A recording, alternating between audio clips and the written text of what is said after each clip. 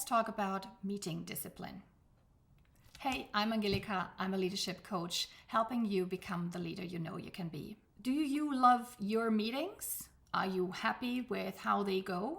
There's hardly any complaint that I hear or read as often as meetings suck, meetings are a waste of time, why do we need more meetings, they're a drain, where's the result, why would we meet? We need to make sure that your interactions work and that people in our teams are coordinated, that they're aligned, that the interfaces and handovers are covered, and that we are aware of obstacles that they encounter.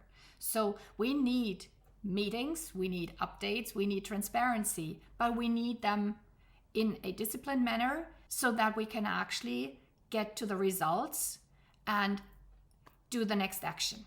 So how can you improve meeting discipline? 3 tips for you. That's today's video.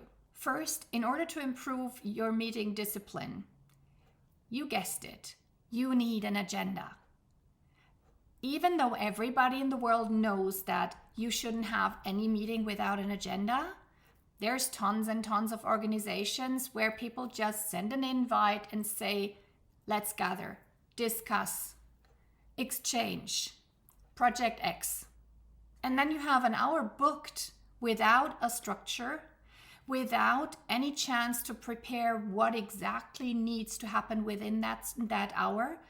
And there's no wonder that people are wavering in their discussions left, right, and center, and that you may not even get to some kind of conclusion unless you provide an agenda and a briefing as to what's expected of the members of that discussion, so that they can prepare for it, and so that you have some kind of structure and the opportunity to time box. If you're not familiar with the term time box, the moment you say agenda point A, 5 minutes, agenda point B, 20 minutes, that 20 minutes or 5 minutes, that's a time box. So the agenda provides you with a structure for that meeting.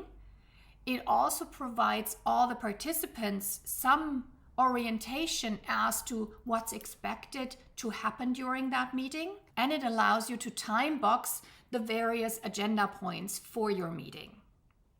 When you have a regular meeting, like a your fix with your team or regular team meeting or project status, it also allows you, when you have an agenda, to have that familiarity of habit, because everybody knows that your general regular meeting always follows the same structure.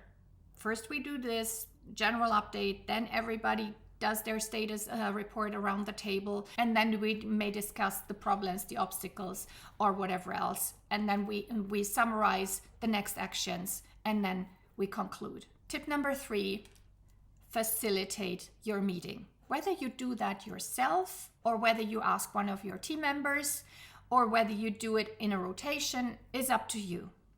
The facilitation of the meeting is key and crucial to making sure that you make it through the agenda, that everybody is heard, and that people are actually interacting. Otherwise, you run the risk of having this pointless discussion because everybody wants to be heard and the same opinion gets asked twice and then it gets repeated. Unless you actively facilitate that meeting in order to keep people on course and on the point of the agenda towards the result of an action, a solution, or okay, understood, we all know this now. Whatever the goal of the meeting is, or whatever the goal of the agenda point is, whether it's prepare the status, or let's find a solution, or let's define who's taking that action. If you facilitate toward that target, you have a chance of reining in long-winded speakers. You have a chance of making sure that your silent expert actually shares their opinion, even though they may not speak of their own accord.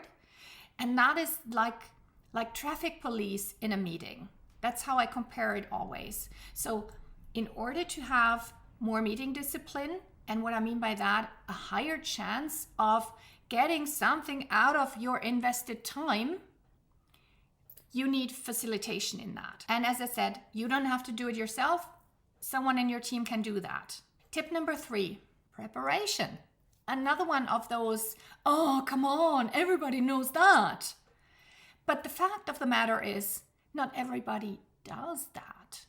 So if you want to improve your meeting discipline, and if you want to improve the outcome of your meetings, then you need to make sure that people prepare, you need to hold them accountable, and you also need to be prepared yourself. And in order to do that, you need the agenda, because otherwise nobody knows what the heck you're going to do during that meeting or what you're trying to accomplish with that meeting. And it doesn't matter whether it's a 15-minute one-to-one or a day-long workshop. Give people a chance and ask them to prepare. And in your briefing or in the agenda or in the initial communication about, hey, we're setting up this meeting on a regular basis, or hey, we're running a workshop about this and that, give them a briefing as to what and how they can and should prepare. Inside the meeting, ask them for their status. Don't do all the talking, but make sure that you ask your people to provide their input. You will know who came in prepared. You will also notice who is too shy in the beginning or insecure how to do that. Be gentle with them. Help them understand what you expect of them. But also let them know that you expect them to come prepared, because inside that meeting, you want to make use of the time, and you also want to make use of their presence and their brains, because that's what they're there for.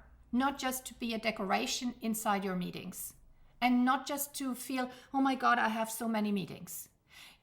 You make a choice to invite people who can contribute to whatever this meeting is about. So they should contribute. And you're the one facilitating, or you're asking one of your team members to facilitate, and you make sure that people understand how you want those meetings to go. So with these 3 tips for your meeting discipline, I bet you will have much more disciplined meetings from now on. And I know you were yawning when I said agenda. I know it. And you were yawning when I said preparation. But ask yourself, are you actually doing it yourself? Are you acting like it? Are you applying this knowledge? Do you always send an agenda? Do you always brief your people as to what's expected of them? Do you always come prepared, or do you fly in at the last minute?